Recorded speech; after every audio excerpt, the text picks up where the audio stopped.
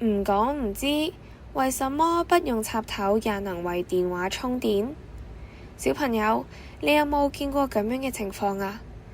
有人帶住一個便攜式嘅充電寶，即係我哋所講嘅尿袋，打開之後唔使特登插次電先，就可以直接幫電話充電啦。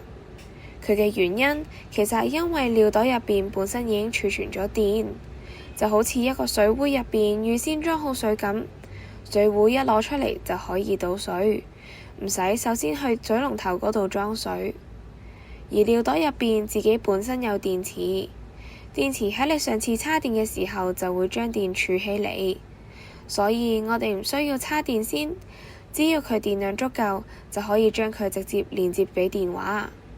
但係有一個小小嘅提醒，如果充電寶嘅顯示電量好低，就可能係我哋未叉夠啦，呢一個時候就要再叉電。另外，插頭要插穩，使用正確嘅充電線同埋方向，先會更加快同埋安全㗎。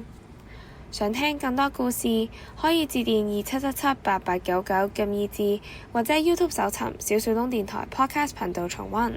拜拜。